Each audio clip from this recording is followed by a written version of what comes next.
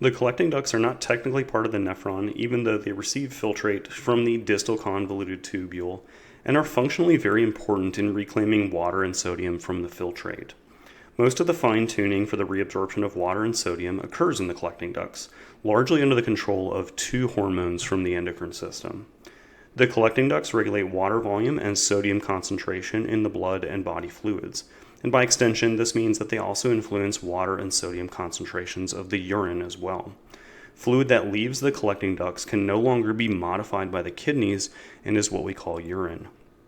Solute concentrations in the body are measured as osmolarity, with higher osmolarities meaning that body fluids have higher solute concentrations, while lower osmolarity means that there are lower concentrations of solutes in the body. Primarily, solute concentrations in the body are determined by sodium. The collecting ducts are dependent on hormonal controls to drive their reabsorption of both water and sodium. The collecting ducts can also secrete or absorb acids or bicarbonate from the filtrate, depending on what is needed in the body in order to maintain blood plasma pH. If the blood or body tissues become too concentrated with solutes, that is, their osmolarity is too high, which occurs during dehydration, the collecting ducts will reabsorb more water from the filtrate in order to dilute body fluids. This will result in losing less water to the urine, and as a result, urine will be very concentrated. On the other hand, if blood or body tissues are too diluted and osmolarity decreases, which occurs during overhydration, the collecting ducts will not absorb much water from the filtrate. And as a result, the body will lose more water to the urine, and the urine will be very dilute. The reabsorption of water is controlled by a hormone called antidiuretic hormone, which is secreted from the posterior pituitary gland at the base of the brain.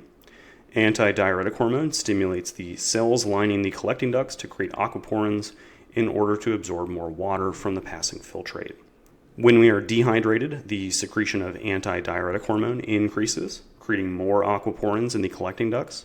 This results in more water being reabsorbed from the filtrate and back into the blood plasma.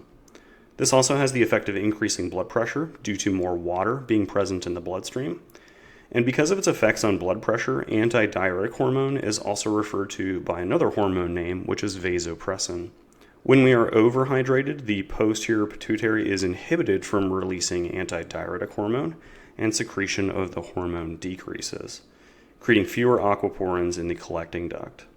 This results in less water being reabsorbed from the filtrate back into the blood plasma, and this also has the effect of lowering blood pressure.